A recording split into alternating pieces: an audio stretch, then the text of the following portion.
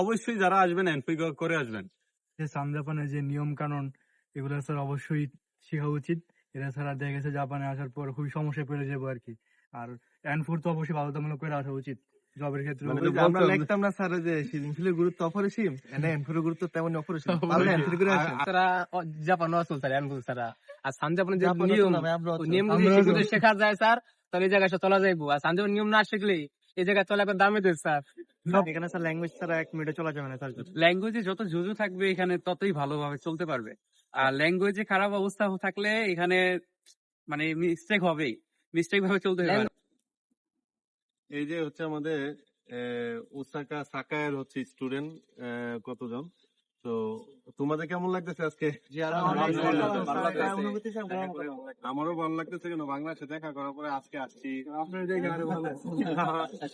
খুব অনুভূতি ভালো। আমাদের সাথে শুক্রিয়া যে সবাই সুস্থভাবে জাপান আসছে, আর সবার জন্য দোয়া করবেন, আর সবার যাতে ধৈর্য শক্তি থাকে। জাপান হচ্ছে ধৈর্য শক্তিটা অনেক ইম্পর্টেন্ট কাজের ক্ষেত্রে বা ক্লাসের ক্ষেত্রে। তোমাদেরকে যে জিনিসটা বারবার বলি যে ক্লাসের ক্ষেত্রে অবশ্যই নিয়ম শৃঙ্খলা মানতে হবে, কাজের ক্ষেত্রে কিন্তু একই রকম সময় মতো বসানো। এটা তোমাদের এর আগে বলছে, এখনো বলতে চাই, অবশ্যই তোমরা টাইম টু টাইম সবকিছু ইয়া করবা।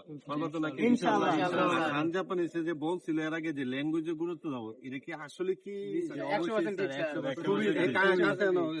ইয়া করো? এই তুমি বলো তো কি আসলে কি ঠিক ঠিক জন্য বলছে কিনা? অবশ্যই স্যার, কারণ ল্যাঙ্গুয়েজে যত জুজু থাকবে এখানে ততই ভালোভাবে চলতে পারবে।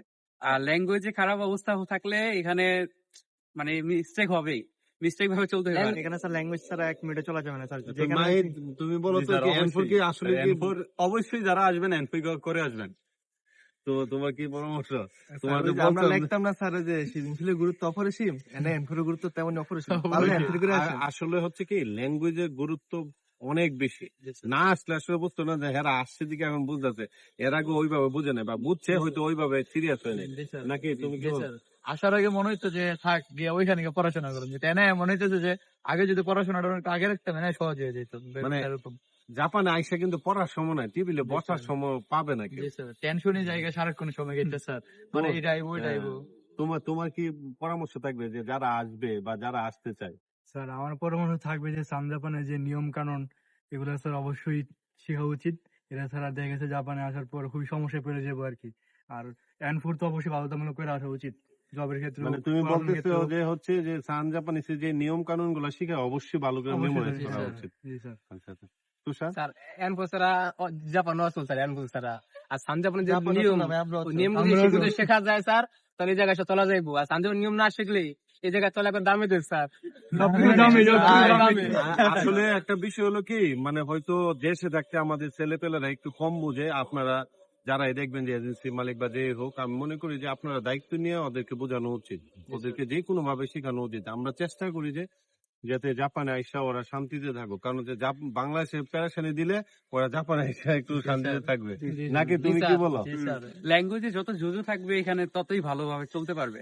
আর ল্যাঙ্গুয়েজে খারাপ অবস্থা থাকলে এখানে মানে মিস্টেক হবেই, মিস্টেক ভাবে চলতে হবে। আমি একটা কথাই বলি যে আমরা কখনো কাউরে জবে সাপোর্ট দিই না, কিন্তু একটা জিনিস সাপোর্ট দিই, মেন্টালি সাপোর্ট, এবং চেষ্টা করি যে সকল ছাত্রের লগে মিট করার, এবং হচ্ছে চেষ্টা করি যে তাদের মেন্টালি সাপোর্ট দেওয়ার জন্য। আর আমরা বাংলাদেশ থাকা অবস্থায় কারো শান্তিতে দেবো না, আর সামনে থেকে আরো শান্তি দেবো না, করতেই হবে। ল্যাঙ্গুয়েজ ছাড়া দরকার নেই, আমার এত স্টুডেন্ট দরকার নেই, কিন্তু ল্যাঙ্গুয়েজ করতে হবে এবং ম্যানার শিখতে হবে। জাপানে আসার আগে জাপানের মানে কঠোরতা, মানে যেটা হলো যে অনেক যে কঠোর ওরা, এটা তোমাদেরকে আগে জানতে হবে যে হচ্ছে জাপানে শুধু হলে টাকা উড়ে না, জাপানে হচ্ছে উড়ে হচ্ছে শৃঙ্খলা, মানে এবং হচ্ছে সময়।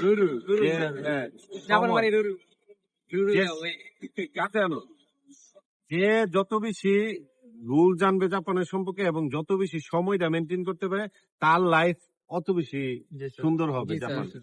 তো সবাইকে আসলে অনুরোধ করবো যে হচ্ছে জাপানে আসার আগে জাপানের হচ্ছে রুলস রেগুলেশন বুঝুন এবং সময় বুঝুন, সময়ের কাজে সময় করতে হয়, এটা একমাত্র না আসলে বুঝবেন না।